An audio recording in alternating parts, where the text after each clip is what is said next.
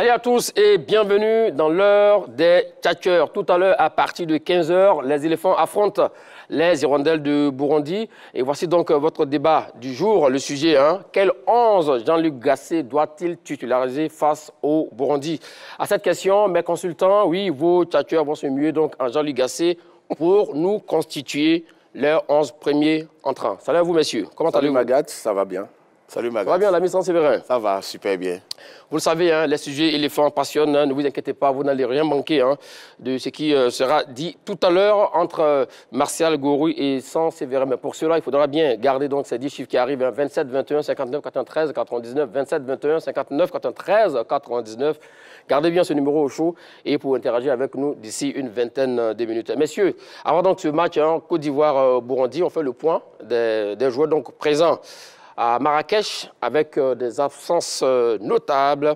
Voilà, notre ami Seko Fofana, Odilon Kosonou et Jean-Eudes sont absents pour cause de blessures pour certains, puis pour cause de Covid également. Pour d'autres, alors commençons déjà par le Strasbourgeois Jean-Eudes Aoulou, dit-on blessé à l'orteil. C'est bien cela? Oui, c'est bien cela. C'est dommage pour le joueur puisqu'il revient en sélection après une longue période d'absence. Il était bien avec son club. Jean-Luc Gasset l'a appelé et c'était d'ailleurs une bonne pioche. Mais là, il va cruellement manquer. Donc, on l'a dit, la liste des blessés, long comme le bras, on l'a dit. Jean-Louis encore. Jean-Eudes Aoulou, effectivement, qui est absent. Alors, c'est une vraie occasion manquée pour lui. Oui, c'est malheureux, mais vous savez, ça fait partie du métier des footballeurs, oui. Les blessures, parce que même un joueur peut se blesser à l'échauffement, à l'étirement. Et je pense que c'est vraiment c'est regrettable, mais c'est arrivé, mais je pense qu'on va faire avec. C'était l'occasion jamais pour Jean-Eudes, effectivement, de prendre des points. Mais bon, ce n'est que partie remise. On espère le retrouver au mois de mars. Alors, pour parler donc de l'absence du Strasbourgeois, Jean-Luc Gasset a fait appel à un certain Jean-Thierry Lazare. Qui est-il exactement? Alors, nous découvrons très rapidement.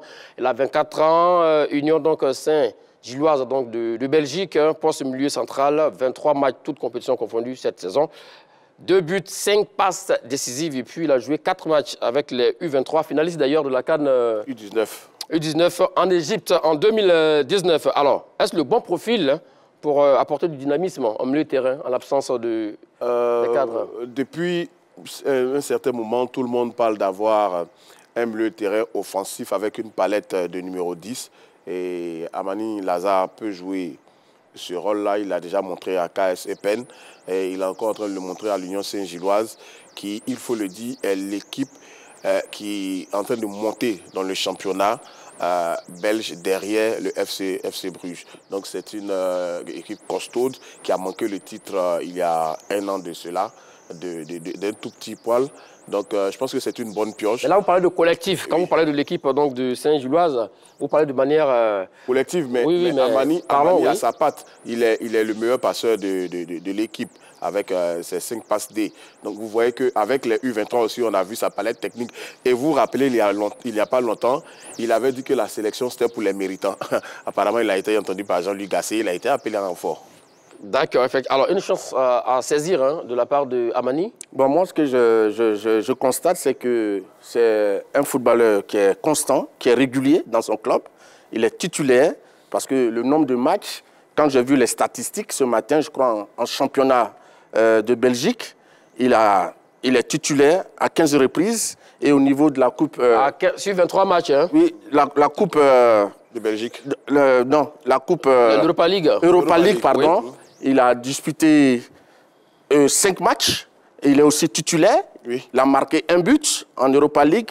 Il a marqué également 1 but en championnat. Donc, je pense que c'est une bonne pioche. C'est quelqu'un qui est régulier, qui est constant. Les statistiques sont là. Donc, je pense que c'est un bon remplaçant de Seko Fofana. Vous ne répondez pas à ma question, mon cher Martial Gourou. Une chance à saisir de la part du garçon? Oui, mais tout à fait. Pour être titulaire dans le jeu de jeu? Oui, parce qu'on le connaissait dans les équipes de jeunes, au niveau des jeunes. Maintenant qu'il franchit un palier, je crois qu'il a sa chance à prendre. Et je pense que c'est une très bonne chose parce que le rêve de tout un joueur, c'est de jouer, d'évoluer en équipe A. aujourd'hui, il a l'occasion. Je pense qu'il faut qu'il marque son territoire. Vous avez appelé de tous vos voeux hein, le garçon qui soit sélectionné. Alors, on va dire là-dessus, Jean-Luc Gasset vous a bien écouté. Oui, effectivement. Et ça aussi, c'est... Il faut féliciter le coach pour ça. Parce qu'il aurait pu prendre peut-être un autre joueur, mais aujourd'hui, il prend un joueur qui brille à 100% dans son club, qui est titulaire à 100%. Toute chose que chacun a toujours réclamé. Aujourd'hui, si le garçon ne donne pas le meilleur de lui-même, on ne pourra pas en vouloir à Gasset parce que là, il lui donne une perche, à lui de la saisir et de s'installer durablement dans cette équipe. Un autre absent, hein, il s'agit donc de Lilian Kossounou, 21 ans, le défenseur du Bayer Leverkusen. Un défenseur très technique, très doué, très à l'aise avec le ballon, qui va aussi manquer. C'est pas une bonne nouvelle, ça, pour Jean-Luc Gasset. Effectivement, Bagad, vous le dites à raison, puisque si vous vous rappelez les 2 derniers matchs amicaux en France, il a fait la charnière centrale avec Deli, avec Deli Simon. Et le match a été gagné par les éléphants. Face au Togo, hein? Face au Togo, il a fait une très belle prestation. D'ailleurs, quand vous enlevez les cadres de la défense comme Deli, comme Bailly, comme Boli, Odilon est aujourd'hui, voilà, un des cadres derrière cette ligne-là. Donc je pense qu'il va manquer, mais il faut faire avec. Il y a des talentueux aussi qui ont été appelés comme Sila Bakar. Il va manquer cruellement, oui, mais je pense que c'est un habitué de la sélection. Il est habitué. Aujourd'hui, il fait partie de ceux qui ont l'habitude, qui sont réguliers, qui sont là depuis quelques temps. Donc un joueur de sa trempe qui est absent, je pense que c'est quand même un manque à gagner. C'est un peu un handicap pour le groupe. Même, je pense qu'avec ce beau monde qui est là, il sera remplacé valablement. Et pour ne rien arranger, hein, pour Jean-Luc Gasset, Seko Fofana s'ajoute à cette liste. L'impérial, l'irréprochable Seko Fofana depuis donc son retour. Là aussi également, il a été testé positif à la Covid-19. La question que tout le monde se pose actuellement, est-ce réellement il a été testé positif à la Covid ou, parce que vous l'avez dit ici dans l'heure des tchatcheurs, que le garçon ne peut pas aligner des matchs internationaux avec effectivement des matchs avec l'équipe du RC Lens. En fait, moi je pense que l'information vient des dirigeants de la fédération. D'accord. Je pense qu'il faut y croire. Mais quelque part, hier, j'ai fait le tour quand même du site, voilà, de son club. Nullement, son club ne dit que son joueur a été atteint de Covid. Bon, peut-être que c'est un oubli. Mais je crois que lorsqu'il avait quitté l'équipe nationale lors de la fenêtre de septembre, Seko Fofana a eu du mal, véritablement, à retrouver son niveau. Et il a joué, c'est les 3 derniers matchs, véritablement, il est revenu au plus haut niveau. On a retrouvé le grand Seko Fofana.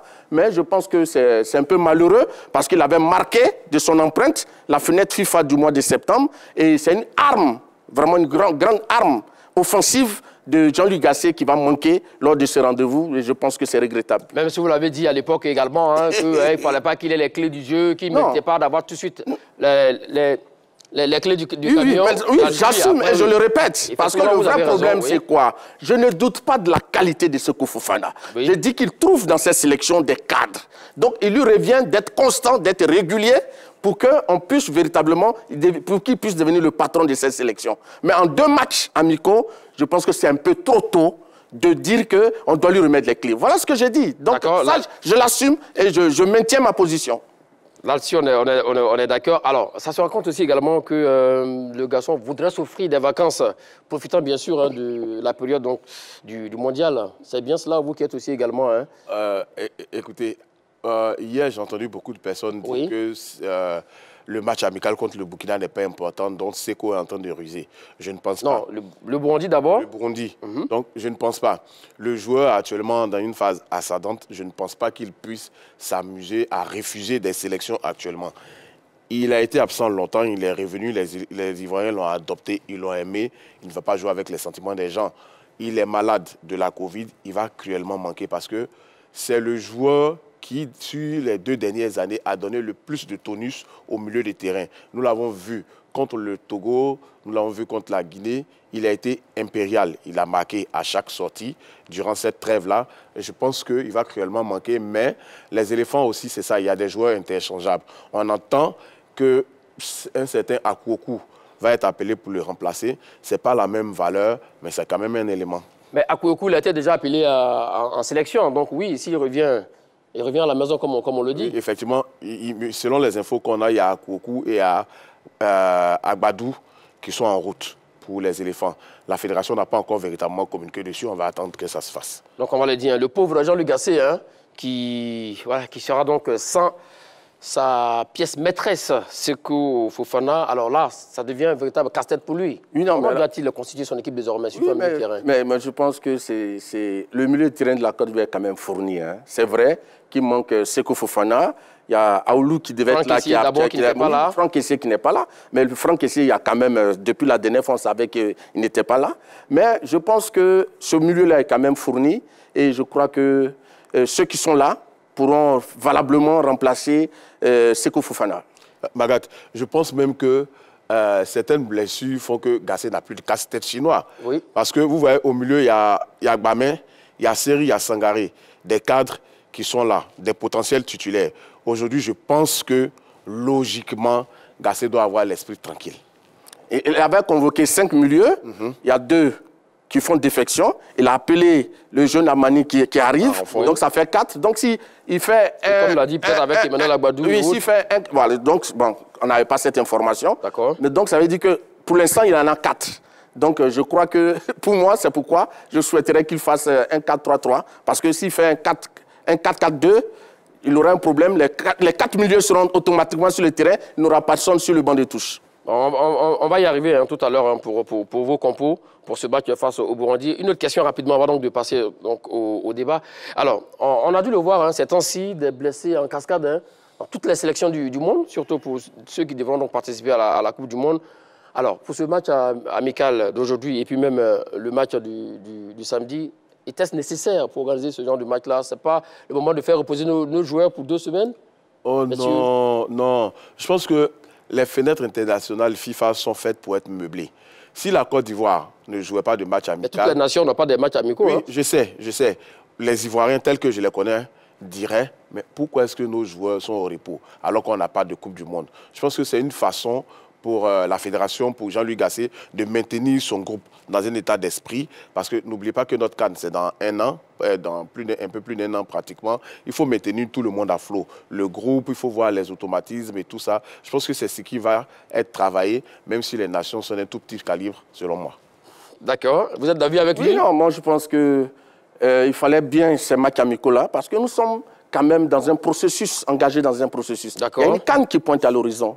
Donc je pense que toutes les fenêtres sont bonnes pour permettre à cette équipe de la Côte d'Ivoire de se préparer et de voir en situation de jeu. Mais on a oublié quelqu'un, hein. Je voulais donner l'information. Wilfried Zaha, oui, qui a passé une série d'examens hier, sera aujourd'hui au Maroc en cours de journée. C'est l'information que je voulais vous donner. Merci pour l'info. Alors, il arrive dans un état de fit, comme le disent les Anglais. Il est apte à jouer? Bon, quelqu'un qui a subi des examens, une série d'examens hier, on ne sait pas réellement de quoi il souffre, mais il sera aujourd'hui à Marrakech. Donc on attend de voir qu'il arrive pour savoir réellement de quoi il est question. Bon, on en vient donc à ce débat. On a dit hein, le temps d'une émission, hein, vous êtes Jean-Luc Gasset, vous êtes Jean-Luc Gasset. Alors quel 11 type Jean-Luc Gasset doit-il titulariser face au Burundi après les forfaits hein, et blessés en cascade? On commence par vous, mon cher Martial Gourou. Ouais. En fait, moi, il faut dire que il y a une certitude, Jean-Luc Gasset n'aura pas tout son monde. Maintenant, le 11 qu'il va mettre en place, oui, je pense que ça doit tenir compte du schéma qu'il va utiliser. Exactement, c'est ça la question. Pour moi, quel système tactique? Voilà, pour moi, j'opte pour le 4-3-3. Parce que d'abord, il y a beaucoup de joueurs qui ne sont pas là. Et puis, c'est le système qui sied le plus aux éléphants. Donc, je donne ma liste. Non, en attendant d'abord, oui, on reste sur le système tactique 4-3-3. Oui, oui. Alors, on va prendre le système du coach Sansévérin. Vous savez, ça fait plusieurs années que les éléphants jouent dans ce schéma-là, un 4-3-3. Donc moi aussi, je le garde. C'est le schéma où ils s'expriment le mieux, où les ailiers donnent plus de percussion. Donc je pense que ce schéma est le meilleur et je le garde. 4-3-3. Vous avez dit votre système, c'est 4-3-3. 4-3-3 comme le coach Martial Gourou. Ouais. D'accord. Alors, pourquoi un tel système? Vous l'avez expliqué, hein? Oui. C'est pour avoir quoi? Une assise offensive ou Non, une meilleure assise défensive. Oui. D'abord, ça c'est un. Ensuite, dans ce système-là, il y a forcément une sentinelle devant la défense. Ça fait 5 défendants. Donc, et les ailiers ont la latitude. Quand on dit 5 défendants, il faut expliquer hein, à la perte du ballon. 5 défendants, ça veut dire les 4 défenseurs défendent plus la et la sentinelle. D'accord. Voilà, ce sont les 4 défendants. Les 5 défendants ne sont pas forcément tous des défenseurs. D'accord. Voilà. Et donc, les ailiers aussi, il y a un repli de leur part. Ils s'interchangent avec les latéraux pour créer le surnombre. Donc, je pense que c'est le schéma qui nous sied le mieux. Mais votre schéma n'est pas aussi figé. Hein. Vous pouvez passer donc en 5-3-2. Oui, en 3-5-2, etc. Parce qu'au cours d'un match, si le schéma reste figé, il y a forcément un problème. Ce que je voulais dire, Jean-Louis Gasset, depuis qu'il est là, on a senti qu'il a utilisé le 4-4-2. Mais après, ce 4-4-2, c'est mieux en 4-3-3. Et il a essayé également le 3-5-2. Mais pour finir, il s'est rendu compte que c'est encore le 4-3-3 qui allait mieux. Et c'est quand on utilise le 4-3-3 que les éléphants arrivent à décanter la situation et à marquer des buts. Avant de venir effectivement prendre vos différentes compos pour ce match-là, alors l'autre question, si on sait que la sélection ivoirienne évolue toujours en 4-3-3, pourquoi à chaque fois que les sélectionneurs arrivent, ils ont tendance à changer un peu, on part 3-5-2, 4-4-2, 4-2-3-1 ? Ça rime à quoi? Non, je pense que c'est... Vous savez, il a la recherche de profil. D'accord. Et puis, pour un technicien, c'est vrai, avoir un schéma figé, si l'adversaire arrive à te bloquer dans ce schéma, ça peut poser problème. Donc, naturellement, il essaie de varier son animation de jeu pour ne pas être pris au piège de l'adversaire. Donc, je pense que c'est ce qu'il est en train de chercher. Et il est en train de tester les différents profils qui puissent réellement rentrer, animer ces différents schémas-là. Alors, je dirais qu'on débute un match avec un schéma bien précis. D'accord. Certains coachs font de certains schémas leur credo. Sauf qu'il y a la réalité d'un match qui est là. Tout à fait. Et la réalité d'un match, c'est pour un coach qui a la culture tactique, il faut qu'il change en fonction aussi de l'adversaire. Si l'adversaire bloque tes ailiers, tes latéraux, tu es obligé de trouver un autre moyen, voilà, pour qu'il soit dans le dos de l'adversaire. Donc, voilà un peu. Un système ne doit pas être figé. Tant que le système est figé, le score, forcément, va être figé. On a dû le voir, des sélectionneurs qui sont passés à la tête de la Côte d'Ivoire ont eu des systèmes figés. Et dès qu'un joueur sort, le système commence à bugger finalement. On a dû le voir. J'ai dit ça, il ne dit plus rien. Alors, on revient donc à vos compos. On commence par vous, mon cher Saint-Séverin. Vos défenseurs, qui sont-ils? Alors, le gardien, vous le savez, c'est le numéro 1 jusqu'à la CAN, dans la tête du coach Sangaré Badra Ali. Ensuite, dans les deux défenseurs centraux, Deli Simon et Sinali Diomandé de Lyon. Latéral gauche, Ghislain Conan. Latéral droit, Sengo Wilfried. Vos critiques?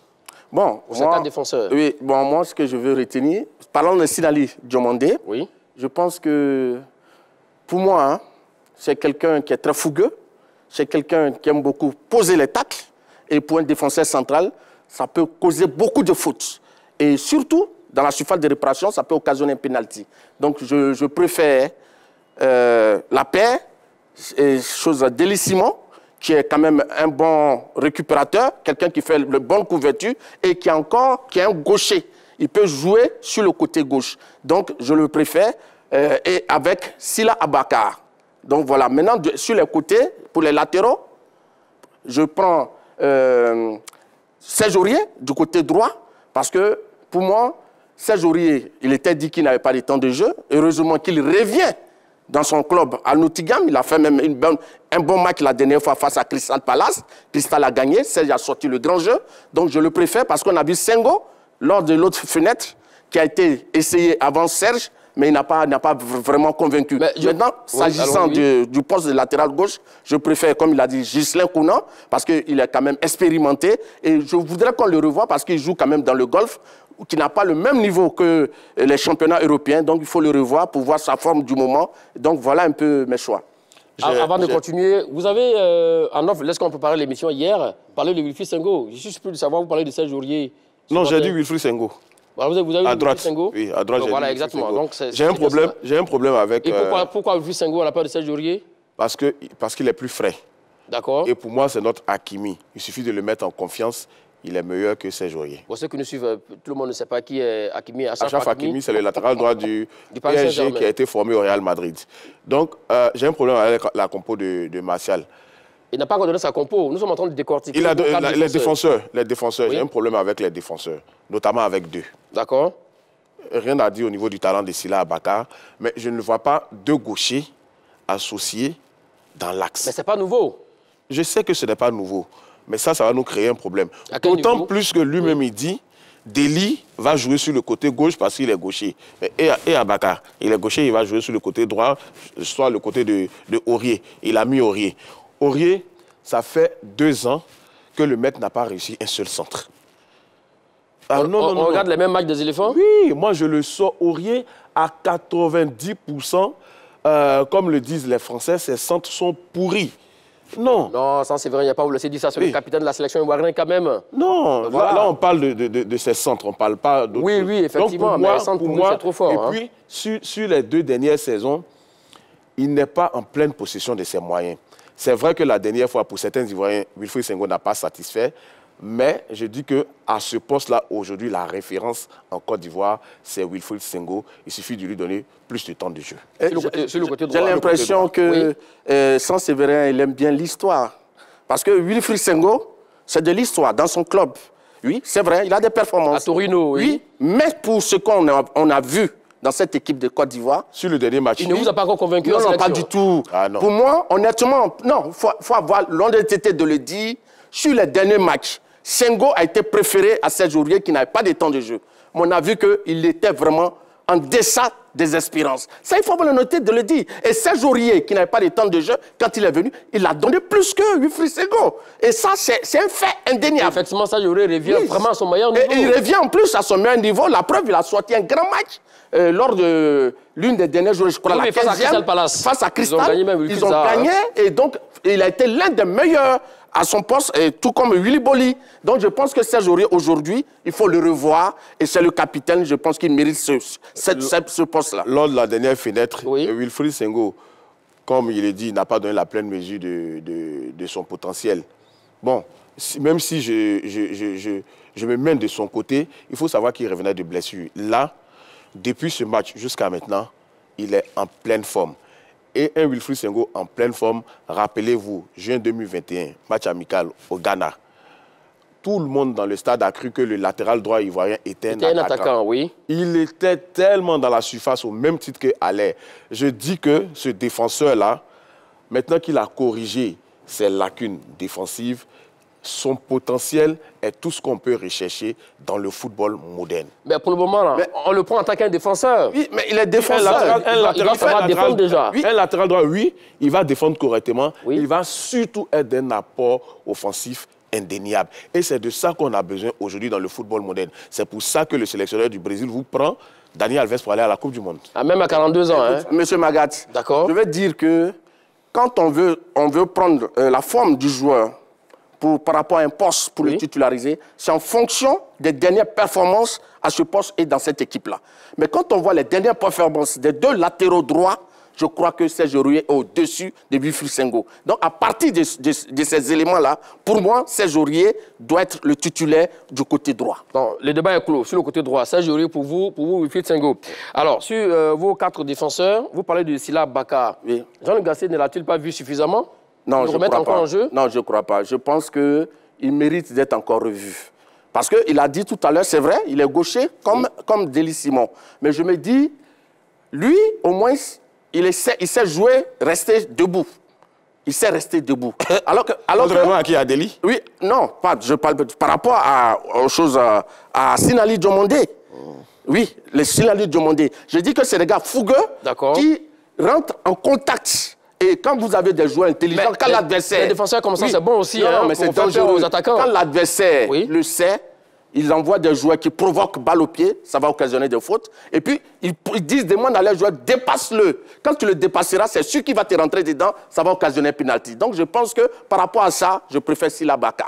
Mais je trouve sa défense suicidaire, en ce sens qu'il laisse Deli Simon, qui est un expérimenté. Non, mais j'ai mis Deli Simon. Il est bon dans l'axe. C'était les 2. J'ai dit Deli Simon. Sur ce que nous avons reçu. Alors, avec la réalisation, on peut revoir. Peut-être que c'est moi qui me trompe. J'ai mis Deli Simon. Sangaré Badra, Serge Aurier, Sinali. Vous avez parlé de Sinali, vous n'avez pas d'Abaka, non? Vous n'avez pas vu Sinali finalement? Non, ça c'était les premières choses avant qu'il y ait des modifications. D'accord, donc c'est moi qui me suis trompé. Voilà, il n'y a pas. C'est moi qui me suis trompé. Non, moi c'est Sinali Deli. Bon, voilà. Maintenant, Deli, vous l'avez réhabilité. Deli Abaka. Ça, c'est super bien. C'est super bien. Mais Ghislain connaît aussi également. Si vous parlez du faible temps de jeu, voilà, de Serge Aurier qui n'était pas en pleine plénitude de son talent à l'époque et maintenant qui revient à son meilleur niveau. Bon, Ghislain Konan qui est en Arabie Saoudite aujourd'hui, est-ce qu'il n'y a pas... On a vu l'ami Souleymane Doumbia qui avait été très bon face à la Guinée, d'ailleurs buteur. C'est pas l'occasion de le revoir là, non, sur le côté gauche? Non, quelqu'un qui a convaincu, oui, déjà face à la Guinée, pour moi, il n'y a plus de débat. Sur le côté, Doumbia Souleymane vraiment a montré qu'il est un chef. Maintenant, je répète, je l'ai dit il y a quelques minutes, que Ghislain Konan joue dans un championnat qui n'est pas très relevé par rapport à ceux qui jouent en Europe. Donc, je souhaiterais, pour voir sa forme du moment, qu'on le revoie encore à ce poste et pour voir quel est son niveau. Mais ensuite, on peut faire entrer Doumbia Souleymane. Donc là-dessus, vous prenez la sélection pour donner du temps de jeu à des joueurs. Là, d'accord, on vous a compris. 27, 21, 59, 93, 99. 27, 21, 59, 93, 99. C'est le moment d'interagir avec nous sur vos compos. Vous pouvez même donner aussi également vos 11 probables face au Burundi. Messieurs, on va voir maintenant vos joueurs donc, en milieu de terrain.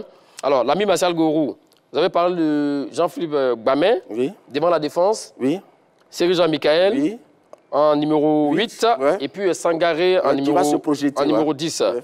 Son milieu, vous a-t-il convaincu ou pas? Oui, oui. Le milieu me convainc parce que ce soit Seri ou bien Gbamé ou Sangaré, surtout Gbamé et Sangaré sont des joueurs interchangeables. Les deux peuvent jouer au même poste avec les mêmes aptitudes, et comme Seko Fofana. Donc je pense qu'à ce niveau-là, pour moi, c'est exactement ce milieu-là aussi qu'on doit titulariser. Voilà. Moi, mais avec moi, je préfère Gbamé en sentinelle, Seri en relayeur, et puis Sangaré pour se projeter. Oui, mais c'est ce que j'ai dit. D'accord, donc là-dessus, vous êtes d'accord? Voilà. Il a dit Gbamé 6, oui, Seri 8, et puis... On ne peut pas faire mieux en termes de milieu de terrain aujourd'hui. Et quand on voudra faire un changement, évidemment, c'est Amani qui va... Oui, tout à fait. Est-ce que Sangaré Ibrahim a les capacités pour être ce joueur entre les lignes? Oui, je pense que aujourd'hui, en termes de niveau, lui et Seko, pour se projeter en tant que milieu de terrain, on n'a pas mieux. Franchement, que ce soit lui, que ce soit Seko, les deux ont les mêmes attitudes. Et vous remarquerez que ce sont nos deux milieux qui marquent le plus de buts en club. Sangaré du côté du PSV et Seko du côté des Lens. Souvenez-vous, le match face à la Zambie, à Yamoussoukro, Sangaré, c'est lui qui lance l'action. Il a la fin de l'action. Mais il y a quelqu'un qui est au milieu qui finit. Mais donc, c'est pour dire quoi? C'est quelqu'un qui est porté vers l'avant. Donc, c'est vraiment un grand milieu et je pense qu'il peut jouer ce rôle-là. Est-ce qu'il a déjà joué numéro 10 de mémoire avec les Ivoiriens, avec les éléphants? Sangaré Ibrahim, quand les matchs commencent, il est toujours soit en relayeur, soit en sentinelle. Mais en plein match, il se mue toujours en milieu offensif. Tout à fait. C'est le joueur qu'on voit le plus dans la surface adverse concernant nos milieux de terrain. Donc, je pense qu'à ce niveau-là, on n'a rien à craindre. Parlant de l'action de tout à l'heure, il avait fait une combinaison avec Evra. Voilà. Donc, ça a été vraiment une très belle action. Et je crois qu'il a commencé l'action, il a fini l'action. Et ça montre les qualités du joueur. Pour vos compos en milieu de terrain, vous parlez de Serge Jean-Michael en numéro 8. En numéro 8. Oui. Alors que Serge Jean-Michael, son poste de prédilection, c'est en 6. C'est là qu'il est meilleur. Oui, mais en réalité, oui, peut-être que l'entraîneur peut l'utiliser en 6, mais Serge Michael est le meilleur passeur au niveau de l'équipe de Côte d'Ivoire. C'est quelqu'un qui casse les lignes. Oui, à partir de sa position... Quand vous parlez de passeur, oui, pas passeur décisif, vous parlez de juste passeur, ça dit plus de passes dans le match. Il libère le ballon, oui, et en plus, il casse les lignes. Il peut passer le ballon d'une zone à une autre. Donc, je pense qu'il peut vraiment... Il a le profil de l'emploi. Je pense que concernant Seri, il faut plutôt mettre l'accent sur le fait bon, c'est ce que Martial voulait peut-être dire, qu'il donne le tempo. Oui, mais quand le match est chaud, il est capable de refroidir tout le monde, adversaire comme partenaire. On a besoin franchement de ça, parce qu'on ne peut pas jouer un match à 100 à l'heure tout le temps. Ça laisse des brèches. Mais à ce niveau-là, c'est vrai que la dernière fois, bon. Oui, en sentinelle, oui. La dernière fois, il a perdu un ballon qui a été préjudiciable, mais je veux dire que c'est un vrai régal au milieu de terrain. C'est vrai que beaucoup de personnes le trouvent lent, le trouvent lourd, mais avoir quelqu'un qui pose le ballon comme Xavi, je pense qu'on ne peut pas rêver mieux. Mais en sentinelle, vous savez, Gbamé est plus athlétique que Serge Michael. Serge Michael, c'est quand même le joueur qui a un peu le côté technique. Et donc, en sentinelle, je pense qu'il faut un bagarreur comme Gbamé qui puisse lutter, se battre pour récupérer le ballon. Exactement. Il faut un joueur comme Gbamé parce qu'il a été formé à Lens comme défenseur central. Je suis étonné de savoir que vous avez plus ou moins, vous avez oui, plus ou moins les mêmes points de vue. Oui, le football ne ment pas. Un match gagné 1-0, c'est 1-0 pour tout le monde. D'accord. Donc, Gbamé a été formé comme défenseur central à Lens. Et cette aptitude-là fait que, quand il est venu au milieu du terrain, son poste de prédilection, c'est sentinelle. Et je pense que ça lui sied à merveille parce que non seulement il est athlétique, mais en plus, il gagne beaucoup de duels physiquement et il est technique. Dans vos compos, Gbamé, c'est vrai, j'ai envie de vous poser cette question. Ce n'est pas un choix par défaut. Si on avait Cyril Jean-Meke et on avait Franck Kessié, fit, et qu'on avait notre ami Seko Fofana, est-ce que Jean-Philippe Gbamé allait être... Les deux derniers matchs amicaux répondent à cette question. Oui. Seko était là, Gbamé était là, Kessié était là. D'accord. Oui, donc Jean-Louis Gasset, avec ces trois-là même, je vous dis que s'ils sont en forme, c'est son milieu de terrain de la CAN qui est là. Ça, dans sa tête, c'est quasiment clair. C'est-à-dire que ça va faire 3 places. Si on joue en 4-3-3, ça va faire 3 places pour 4 milieux de terrain talentueux. Kessié, Sangaré, Seko et Gbamé. Donc, le grand perdant serait Cyril Jean-Meke, à vous écouter. Allez, ouais, c'est clair. Direction Sipilou, retrouvez l'ami Diomandé Mamadou. Salut à vous et bienvenue. Bonjour, le grand Magat. Comment ça va, cher ami? Avec la toile, le mot est toujours haut. Bon, voilà, le temps d'une émission, vous êtes Jean-Luc Gasset. Donnez-nous vos 11 titulaires probables face au Burundi. Et ça, d'abord, Martial. Bonjour. Et puis, Anne-François. Sans Séverin. Bon. Et ça, Séverin, pardon. Ça, Séverin, je dis bonjour. Bonjour. Bon, et Magat. Oui. Parce qu'on a créé sur tous les toits pour dire que le Burundi était un maillon faible. Hein. Et j'ai dit que un entraîneur doit essayer toutes les équipes pour voir la valeur de ses joueurs. D'accord. Et surtout les nouveaux arrivants. Moi, c'est le temps à Gassier. C'est vrai, j'entends le 4-3-3, mais je veux que Gassier il mise beaucoup sur les nouveaux arrivés par rapport aux anciens. Parce que ce match-là, c'est un match de test. Un match de test, et puis à ces nouveaux arrivés, de montrer leur valeur pour qu'il y ait une confiance entre eux et l'entraîneur, et puis entre eux, nous les Ivoiriens. Moi, c'est tout ce que j'ai à dire, c'est tout. D'accord, donc vous n'avez pas de compo à donner, hein? Non. Et puis ce que dit l'autre capitaine, il a reposé un peu. Il a reposé. Il donne le temps à un nouveau arrivant pour tester son talent. Bon, vraiment, c'est ce que j'ai déjà à dire. Et bonne émission, coup de Dieu de la Côte d'Ivoire pour la victoire. Merci beaucoup, l'ami Diomandé Mamadou de Sipilou. Alors, pour terminer avec vos différentes compos, donc au niveau de l'attaque, hein, vous avez dit Martial Gourou, Datro en pointe, Jean-Philippe Crasso. Crasso à droite, oui. Et puis Jean Kwasi Evra à gauche. Et vous avez dit Crespo, Crasso, Pépé. Oui. Allons-y d'abord, oui. Sur les critiques de sa compo la compo de Martial me pose un problème, dans la mesure où aujourd'hui, oui. Datro et Crasso en club jouent le même poste. D'accord. Pointe. C'est vrai que l'un peut tourner autour de l'autre, mais les mettre ensemble dans un même match, je pense qu'à un moment donné du match, ils vont forcément se marcher sur les pieds. Voilà, il faut des ailiers nominaux et un attaquant de pointe nominal.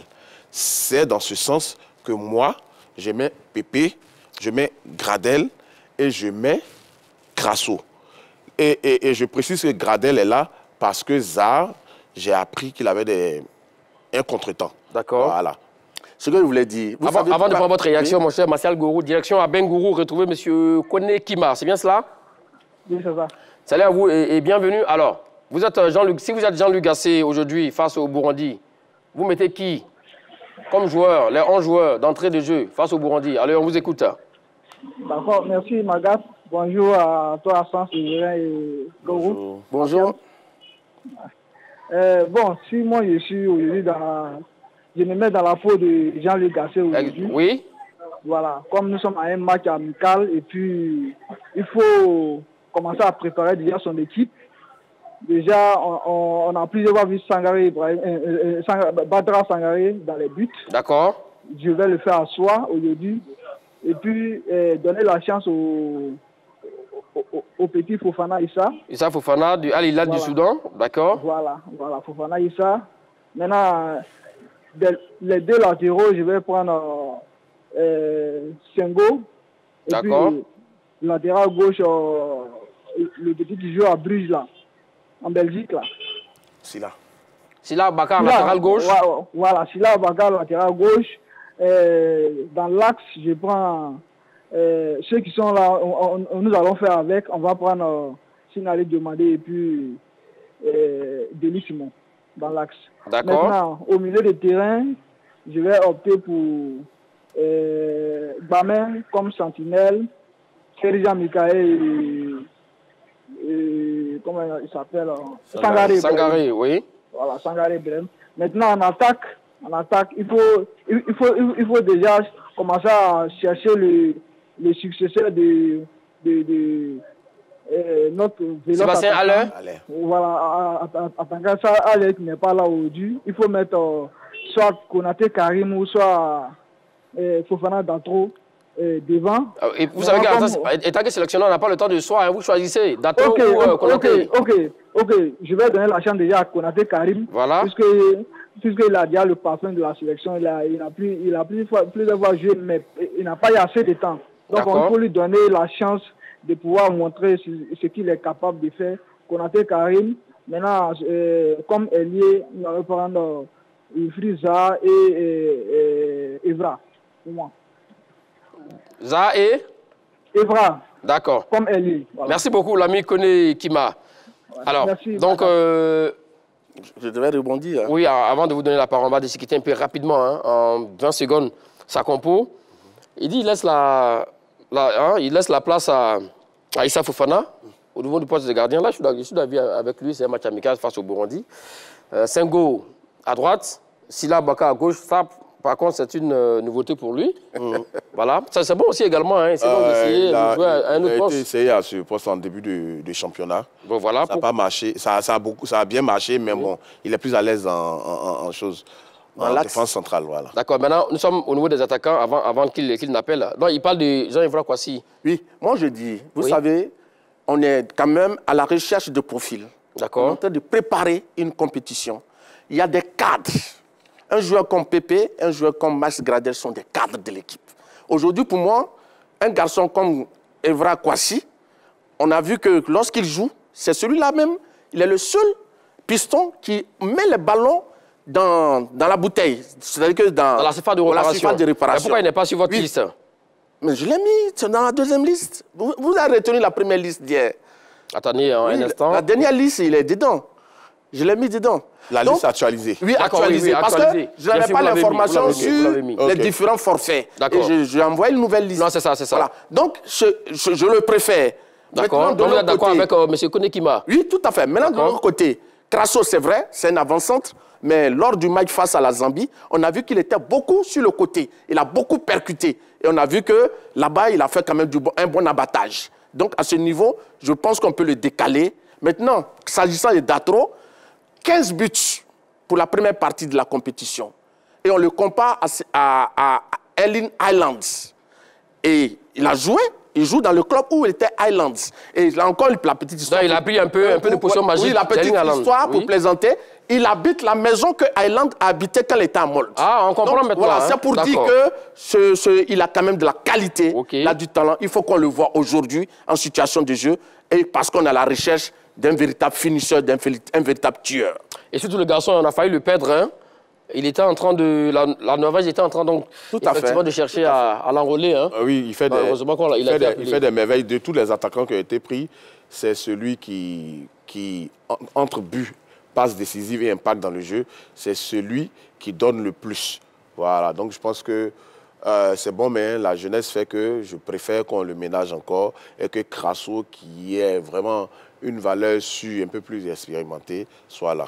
D'accord, là-dessus, nous sommes d'avis. Alors, sommes-nous partis pour une rencontre finalement ouverte avec toutes ces absences? Non, moi je pense que ça ne sera pas une rencontre ouverte parce que le Burundi a un ADN, c'est une équipe qui joue au bloc bas, c'est une équipe qui a une défense hermétique et cela a été vu face au Cameroun lors de la deuxième journée des éliminatoires de la CAN 2023. Le Cameroun a gagné par 1-0 et cette équipe a tenu en échec la Namibie lors de la première journée des éliminatoires, 1-1. Et c'est une équipe qui est solide, hein, parce qu'elle était menée face à la Namibie. Elle a égalisé à la 88e minute. Donc, je pense que c'est une équipe qui ne lâche pas. Elle procède par contre. Donc, je crois qu'ils vont beaucoup jouer derrière. Donc, ça ne va pas donner trop d'espace à l'équipe de Côte d'Ivoire. Donc, il reviendra à Gassé de trouver la solution pour pouvoir passer le mur défensif burundais. Avant de vous donner la parole, mon cher Sansévérin, si vous le permettez, le temps de prendre notre dernier appelant, Monsieur Kwame, qui nous appelle d'Assini, c'est bien cela? Monsieur Kwame? Oui, bonjour, Monsieur Magad. Oui, salut à vous. Alors, on n'a plus assez de temps, hein, très rapidement. On peut avoir vos 11? Oui, sans explication, moi, hein? Oui, mais bon, pour moi, je préfère le jeune gardien Issa Fofana. Et puis les défenses d'Eli Simon. Je parle de vos 11 joueurs. Allons-y, oui. D'Eli Simon. D'accord. Wilfried Sengo. Et puis Sinani Diomandé. Et puis Doumbia. Suleiman Doumbia. À gauche, d'accord. Et puis Bamé, Seri, Sangaré. D'accord. Et puis à l'attaque, on prend Evra Kwasi. Et puis Rufiza. Et puis le jeune Datro. Je valide sa compo. Bravo à vous, monsieur Kwame. Vous avez tous mis tous vos joueurs, en oubliant Suleiman Doumbia, pour moi, qui a été très bon. Hein. C'est l'occasion pour Jean-Luc Gasset encore de le revoir. Alors, comment devons-nous donc jouer face au Burundi? Vous l'avez dit. C'est à vous maintenant de parler. Oui. Allons-y. Le Burundi est une équipe coriace, mais aujourd'hui, au cours de ce match-là, l'adversaire de la Côte d'Ivoire sera la Côte d'Ivoire. Ce que les éléphants ont montré sur les 2 derniers matchs amicaux en France, face au Togo et face à la Guinée, c'était un récital. C'est ce que les Ivoiriens ont envie de voir. On a surtout envie de voir que nos joueurs sont interchangeables. Que quand un est blessé, il ne faut pas que la machine soit enrhumée. Aujourd'hui, vous voyez pratiquement tout le monde donne pratiquement les mêmes compos, que ce soit en défense, à quelques éléments près. Oui. Le milieu de terrain, ça ne bouge même pas d'une personne à une autre. Ça veut dire qu'on commence à connaître l'équipe type. Vous voyez un peu, et ça me réjouit. Beaucoup d'éléments sont incorporés. Le débat sur le gardien, on le fera forcément, mais après ce match, on ne bouge pas un gardien comme ça. Sinon, on a tous envie de voir en situation Issa Fofana. On a déjà vu taper Ira. Il a fait des JO magnifiques. C'est vrai qu'on a été éliminé en quart par l'Espagne, mais il a fait des JO magnifiques. On a déjà vu aussi Badra Ali, qui est titulaire depuis la CAN. Il reste Issa Fofana, mais il faut véritablement qu'il se batte pour avoir cette place-là. Sinon, on n'essaie pas un gardien comme ça, juste pour essayer. Alors, l'autre question pour vous, mon cher Martial Gourou. Alors, notre attaque peut-elle enfin se réveiller? Parce qu'il faut rappeler que sur Jean-Luc Gasset, c'est un seul but inscrit par l'attaque. C'est ce que nous espérons. Et c'est pourquoi je pense qu'il faut aligner le jeune Datro, Fofana, qui brille en Norvège. Et aujourd'hui, je crois que s'il a de bons ballons, parce que pour marquer des buts, il faut avoir des ballons. Ouais. S'il a des ballons, je pense qu'il mettra en exergue ses qualités et j'espère qu'il pourra décanter la situation au niveau de l'attaque de la Côte d'Ivoire. Alors, Magad, j'ai envie d'ajouter qu'aujourd'hui, l'un des problèmes que la Côte d'Ivoire a aussi, c'est que ces 2-3 meilleurs ailiers jouent comme attaquants en club. Et ils sont solistes. Voilà. C'est difficile pour eux de donner des ballons forcément âgé. Et ça a été le problème de Haller sur les derniers matchs. Aujourd'hui, Wilfried Zaha, il est pratiquement attaquant à Crystal Palace, Pépé à Nice. Ça nous crée des problèmes. Il faut qu'ils apprennent à donner des ballons, à mettre des ballons dans la surface de réparation pour l'attaquant de pointe. Exactement, mais c'est l'égoïsme de l'attaquant. C'est des solistes, ils ne pensent qu'à eux-mêmes. Non, c'est trop fort ça, mon cher Martial Gourou. On reste avec vous pour les 30 secondes au Japon. Allez, pour confirmer vos 11 ans, oui. Oui, cette fenêtre FIFA va permettre à Jean-Luc Gasset de faire le bilan du travail qu'il a entamé depuis qu'il est à la tête de l'équipe de Côte d'Ivoire. Et aujourd'hui, je pense qu'il va aligner de jeunes joueurs pour voir de quoi ils seront capables dans cette équipe de Côte d'Ivoire. Et dans l'espoir de bâtir une équipe compétitive pour la CAN 2023. Mais il faut être patient, oui. Il faut être humble et surtout, il faut avoir de l'ambition pour pouvoir prétendre avoir une équipe vraiment de qualité dans quelques années. Bravo. Allons-y, Sansévérin. Jean-Luc Gasset, depuis quelques matchs, semble avoir trouvé son 11. À quelques éléments près. Kessie est blessé, Bailly n'est pas là. En défense, donc, il va recomposer sa défense. Deli, Sinali, Sengo, Conan, Ghislain. Au milieu, Bamin, Sangaré et Seri Michael devant. Il a beaucoup de joueurs, mais Crespo, Gradel et Crasso, pour moi, feraient l'affaire. Ce qui est bien, c'est que son système aujourd'hui est quasiment trouvé et figé. Il a les hommes pour l'animer. C'est super. Vous avez beaucoup de choses à dire, mon cher Sansévérin. Merci à tous de nous avoir suivis. Merci à vous, Sansévérin. Merci à vous, l'ami Martial Gourou. Allez, Côte d'Ivoire-Burundi, c'est tout à l'heure à partir de 15 h avec l'ami Jean-Baptiste, accompagné de la sublimissime Héraclide, d'Angeles Kofi, Dago, Charles Begriago et avec vous, mon cher Martial Gourou. Quant à moi, on se retrouve vendredi pour le débrief. D'ici la portée ou bien. Le débat plaisir, c'est toujours sur vos antennes. Allez, salut.